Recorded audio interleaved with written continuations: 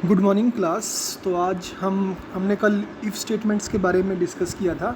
कुछ और टाइप की इफ़ स्टेटमेंट्स हैं जिनको हम आज डिस्कस करेंगे। उसके अलावा एक स्विच स्टेटमेंट होती है और एक गो टू स्टेटमेंट, उन दोनों को भी हम आज डिस्कस करेंगे। सबसे पहले है नेस्टेड इफ़ स्टेटमेंट्स। अगर किसी इफ़ स्टेटमेंट के अंदर एक या एक से ज़्यादा इफ़ स्टेटमेंट्स और हों तो उसको हम नेस्टेड इफ़ स्टेटमेंट्स कहते हैं। तो जैसे यहाँ एग्जांपल दे रखा, पहला इफ़ है, इफ़ की कंडीशन 1 चेक करेंगे। अगर कंडीशन 1 ट्रू आएगी तो हम यहाँ पर जाएंगे इस लूप के अंदर। उसके अंदर दोबारा से हमने एक इफ़ कंडीशन चेक करी है, कंडीशन 2। अगर कंडीशन 2 ट्रू हुई तो स्टेटमेंट 1 एग्जीक्यूट करेंगे, नहीं तो हम स्टेटमेंट 2 एग्जीक्यूट करेंगे। और अगर इफ़ कंडीशन फॉल्स हुई तो हम यहाँ सीधे एल्स में जाएंगे। तो यहाँ पर एक इफ़ कंडीशन के अंदर दूसरी इफ़ कंडीशन है, तो इसलिए इसको हम कहेंगे नेस्टेड इफ़ कंडीशन। ये उसका फ्लो चार्ट दिखा रखा है। कंडीशन 1 चेक हुई, ट्रू के अंदर कंडीशन ऊपर वाली स्टेटमेंट्स जो हमने बताई हैं उसी का ही है। ट्रू हुई तो कंडीशन 2 चेक होगी, ट्रू हुई तो स्टेटमेंट 1, नहीं तो स्टेटमेंट 2, और अगर कंडीशन 1 फॉल्स होगी तो स्टेटमेंट 3 एग्जीक्यूट करेंगे। ठीक है, तो इसका एग्जाम्पल देख लेते हैं। अगर हमने 3 नंबर रीड करके और उसमें बताना हो कौन सा हाईएस्ट है, तो सबसे पहले तो हम 3 नंबर यूज़र से रीड करेंगे, फिर हम चेक करेंगे ए बड़ा है बी से या नहीं। अगर ए बड़ा है बी से तो हम यस वाली साइड जाएंगे और वहाँ पर हम चेक करेंगे ए बड़ा है सी से या नहीं। अगर ए बड़ा है सी से तो सबसे बड़ा नंबर ए हो जाएगा, नहीं तो ए अगर छोटा है सी से तो सबसे बड़ा नंबर बी हो जाएगा, क्योंकि यहाँ पर हमने बी पहले ही चेक कर लिया है, बी ए से छोटा है। अगर बी ए से बड़ा हो या ए बी से छोटा हो तो हम नो वाली साइड जाएंगे, वहाँ पर हम दोबारा बी को चेक करेंगे, क्योंकि अभी बी लार्जेस्ट है तो बी को हम सी से कंपेयर करेंगे। अगर बी सी से बड़ा है तो बिग इक्वल टू बी, अगर नहीं तो बिग इक्वल टू सी, और आखिरी में हम बिग को प्रिंट कर देंगे। ठीक है, तो यही चीज़ हमने प्रोग्राम के थ्रू यहाँ पर दिखाई है। पहले हमने लाइब्रेरी जो इंक्लूड करी, मेन फंक्शन, उसके बाद हमने 4 वेरिएबल्स डिक्लेयर करे, ए बी सी जो हम यूज़र से लेंगे और बिग जो हमारा लार्जेस्ट नंबर होगा। फिर हमने यूज़र को कहा कि आप 3 नंबर एंटर करें। यूज़र ने स्कैन एफ के थ्रू 3 नंबर एंटर करे, पहला नंबर ए में जाएगा, दूसरा नंबर बी में जाएगा और तीसरा नंबर सी में जाएगा। फिर हमने चेक किया if A is greater than B, जो हमने अभी फ्लो चार्ट देखा था वैसा ही। ठीक है, अगर ए बड़ा है बी से तो ये वाली स्टेटमेंट एग्जीक्यूट होंगी, और इसमें क्या है, हम ए को दोबारा सी से चेक कर रहे हैं। अगर ए सी से बड़ा है तो बिग इक्वल टू ए, नहीं तो big equal to C. Similarly else में हम तब जाएंगे जब बी बड़ा होगा ए से, तो फिर हम दोबारा बी को सी से कंपेयर करेंगे और यहाँ पर चेक करेंगे, और आखिरी में हमने लार्जेस्ट नंबर प्रिंट कर दिया। यहाँ पर 6.2f है। हमने पहले भी फॉर्मेट विड्थ स्पेसिफायर देखे हैं, उसमें 6 का मतलब है कि डेसिमल से पहले 6 जगह लेगा। ठीक है, और डेसिमल के बाद 2 जगह लेगा जो भी आपका नंबर होगा। तो यहाँ पर हमने वैसे भी तीनों नंबर इंटीजर दिए हैं, तो यहाँ पर जब प्रिंट होगा तो वो 76.00, क्योंकि हमने उसको फ्लोट मानना है इसलिए। अब एक और एग्जांपल है, हमने पहले वो बेसिक पे और HRA वाला एग्जांपल देखा था। उस एग्जांपल को अगर हम नेस्टेड इफ से करना चाहें तो वो कैसे होगा। तो पहले तो हम बेसिक पे को रीड करेंगे, उसके बाद हम बेसिक पे चेक करेंगे 2000 से कम है या नहीं। अगर 2000 से कम है तो HRA 200 हो जाएगा। अगर 2000 से कम नहीं है तो हम दोबारा से चेक करेंगे कि 4000 से कम तो नहीं। ठीक है, तो सेकंड कंडीशन में पहले वाली कंडीशन भी होगी 2000 और दूसरी वाली होगी 4000। तो 2000 से 4000 के बीच में अगर है तो वो यहाँ पर HRA 350 हो जाएगा। ठीक है, और अगर नहीं है तो दैट मीन्स जो आपकी बेसिक पे है वो 4000 से ज़्यादा है, और अगर बेसिक पे 4000 से ज़्यादा होगी तो HRA हमने 500 कर दिया। ठीक है, तो यहाँ पर जहाँ पर ए लिखा हुआ है वहाँ पर एरो यहाँ पर डिनोट कर रहा है कि यहाँ पर जब HRA डिसाइड हो जाएगा तो हम उसके बाद यहाँ नीचे आ जाएंगे, और फाइनली हमने HRA प्रिंट कर दिया। यही चीज़ हमने प्रोग्राम में करी है। 2 वेरिएबल्स लिए, यूज़र से बेसिक पे एंटर करवाई, फिर चेक किया बेसिक पे 2000 से कम है या नहीं। अगर है तो HRA 200, नहीं तो एल्स पार्ट में जाएंगे और एल्स पार्ट में दोबारा से चेक करेंगे BP 4000 से कम तो नहीं, मतलब 2000 से तो ज़्यादा है, ये हमें पता चल चुका है। अब हम चेक कर रहे हैं कि 4000 से कम तो नहीं, और अगर 4000 से कम है 2000 और 4000 के बीच में तो HRA 350, नहीं तो HRA 500। तो यहाँ पर नेस्टेड इफ स्टेटमेंट यूज हुई है। एल्स पार्ट में दोबारा से इफ स्टेटमेंट है, तो इसलिए इसको हम नेस्टेड इफ स्टेटमेंट ही कहेंगे। इफ़ के अंदर दोबारा से इफ़ आना चाहिए, वो चाहे इफ़ पार्ट में हो चाहे एल्स पार्ट में हो, ठीक है। तो उसको हम नेस्टेड इफ स्टेटमेंट कहेंगे। बाद में हमने HRA को प्रिंट कर दिया, ठीक है। तो ये था आपका नेस्टेड इफ स्टेटमेंट्स के बारे में। उसके बाद है आपका एल्स इफ लैडर, ठीक है। एल्स इफ लैडर का मतलब है कि कई सारी कंडीशंस हम चेक करेंगे। पहले फर्स्ट कंडीशन चेक करेंगे, वो ट्रू हुई तो कुछ करेंगे, फिर सेकंड कंडीशन चेक करेंगे, सेकंड कंडीशन अगर ट्रू हुई तो फिर कुछ और स्टेटमेंट करेंगे। तो ये इसका डायग्राम है। इफ़ कंडीशन 1 तो हम स्टेटमेंट 1 चेक करेंगे। एल्स इफ़, अब एल्स इफ़ हमने अब तक यूज नहीं किया था। एल्स इफ़ में मतलब एक और कंडीशन, जब 2 या 2 से ज़्यादा कंडीशंस हमने दिखानी हो एक ही इफ़ लूप में, मल्टीपल डिसीजंस दिखाने हो, तब हम एल्स इफ लैडर का यूज़ करते हैं। तो उसके बाद एल्स इफ में कंडीशन 2 चेक करी, कंडीशन 2 है तो स्टेटमेंट 2। इस तरह से हम n कंडीशंस चेक कर सकते हैं। और तो आखिरी में हमारा एल्स होगा, जिसमें अगर कोई भी कंडीशन सेटिस्फाई नहीं हुई तो हम एल्स वाले पार्ट में जो स्टेटमेंट डिफ़ॉल्ट स्टेटमेंट है उसको एग्जीक्यूट कर देंगे, ठीक है।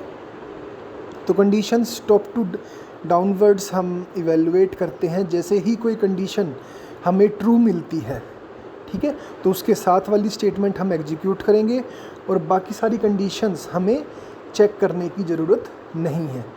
अगर n की n कंडीशंस फॉल्स मिलती है तो हम डिफ़ॉल्ट स्टेटमेंट को एग्जीक्यूट करेंगे। ये उसका फ्लो चार्ट है। कंडीशन 1 ट्रू है तो स्टेटमेंट 1, नहीं तो कंडीशन 2 चेक करेंगे, नहीं तो कंडीशन 3, नहीं तो कंडीशन n तक जाएंगे, ठीक है। और n में भी फॉल्स आ गया तो डिफ़ॉल्ट स्टेटमेंट, और ट्रू आया तो n स्टेटमेंट, ठीक है। तो इसका भी हम एग्जांपल देख लेते हैं। सपोज़ करो कोई एग्जामिनेशन हुआ, स्टूडेंट्स को कुछ नंबर मिले, हम चाहते हैं नंबर के कोरस्पॉन्डिंग आपका ग्रेड मिल जाए। तो हम ऐसे चाहते हैं कि अगर बच्चे के नंबर 80 से 100 के बीच में आए तो उसका ग्रेड A होना चाहिए, 60 से 79 के बीच में B, और इस तरह से 0 से 39 वाले को E ग्रेड यानी फेल होएगा।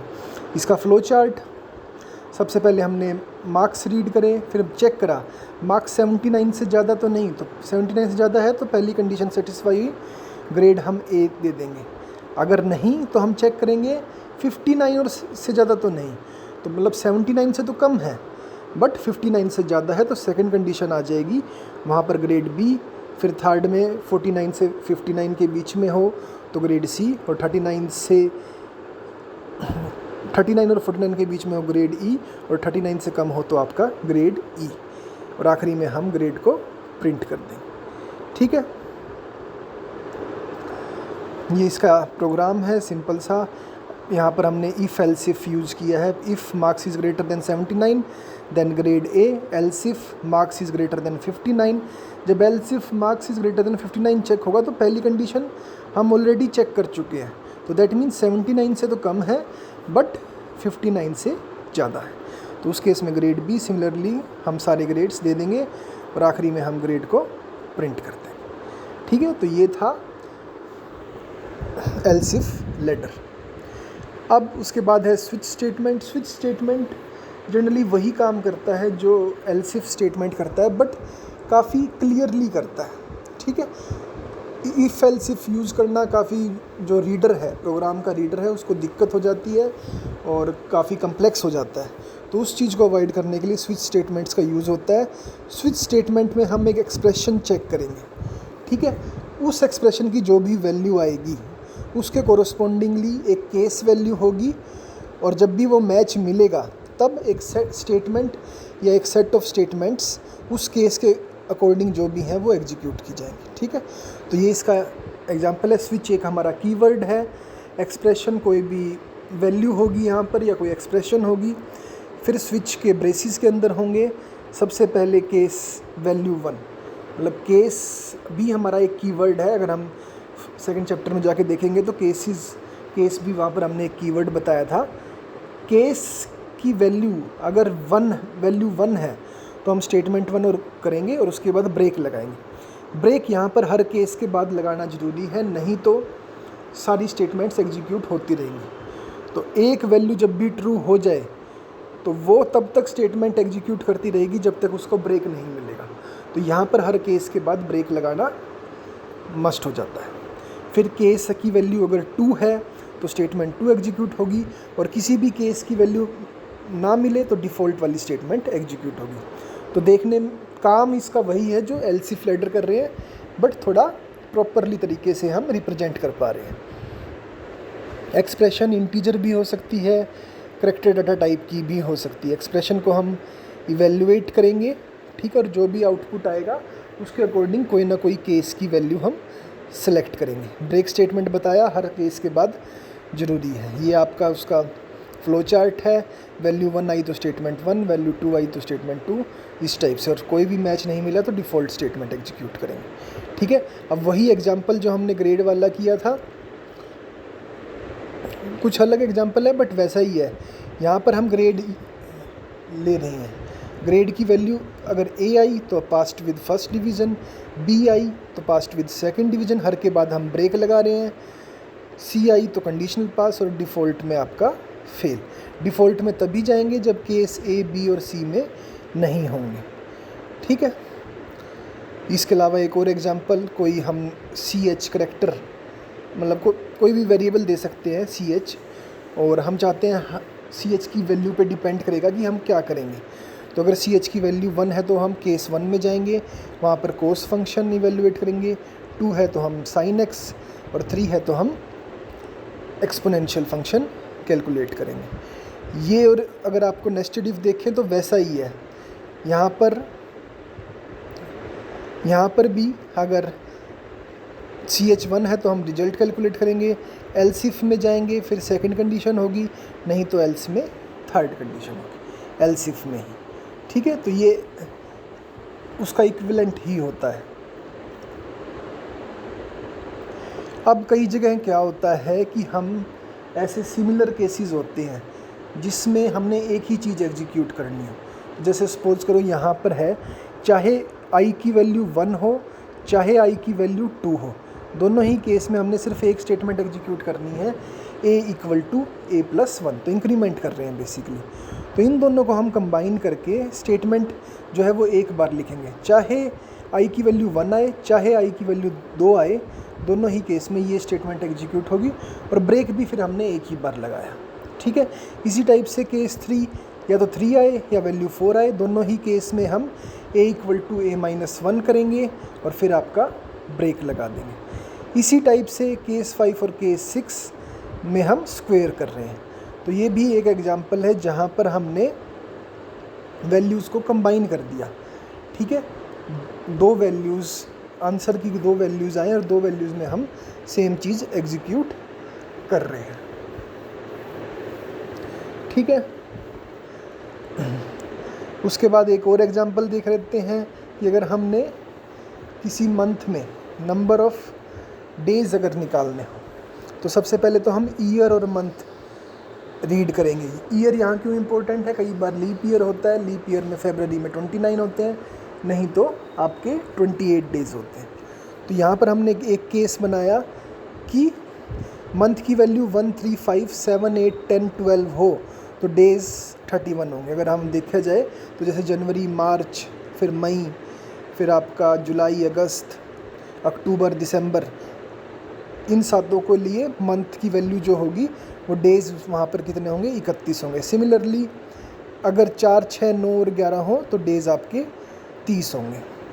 अब अगर मंथ की वैल्यू, यहाँ पर ग्रेटर देन साइन है बट इक्वल टू होना चाहिए, अगर मंथ की वैल्यू इक्वल टू 2 है, अगर ये ट्रू है तो हम येस पार्ट में जाएंगे। वहाँ पर हमने चेक किया ईयर मॉडुलस 4 = 0, मतलब जो ईयर की वैल्यू है वो 4 से पूरी डिवाइड हो रही है या नहीं हो रही, रिमाइंडर 0 आ रहा है या नहीं आ रहा। तो अगर रिमाइंडर 0 आ रहा है तो येस करेंगे हम, डेज़ 29 हो जाएंगे, नहीं तो आपके डेज़ 28 होंगे, ठीक है। और आखिरी में सभी कंडीशंस के बाद यहाँ पर हम ए पार्ट पर पहुँचेंगे। किसी भी कंडीशन में जाएं, हम यहाँ पर येस में जाएं, यहाँ पर येस में जाएं या यहाँ पर येस में जाएं, आखिरी में हम यहाँ पर पहुँचेंगे और उसके बाद हम डेज़ को राइट कर देंगे, ठीक है। इसको हम स्विच से अगर इम्प्लीमेंट करना चाहें तो #include stdio_h, फिर हमने यूज़र से हमने 3 वेरिएबल डिक्लेयर करे, मंथ, डेज़ और ईयर। यूज़र से हम दो चीज़ पूछेंगे, मंथ एंटर करो, ईयर एंटर करो। मंथ आपका 1 से 12 के बीच में होना चाहिए, ईयर कोई भी ईयर होगा 4 डिजिट्स का हो सकता है, ज़्यादा का भी हो सकता है। तो हमने यहाँ पर स्विच केस लगाया, स्विच मंथ पे, मंथ जो यूज़र एंटर करेगा उस पर डिपेंड करेगा।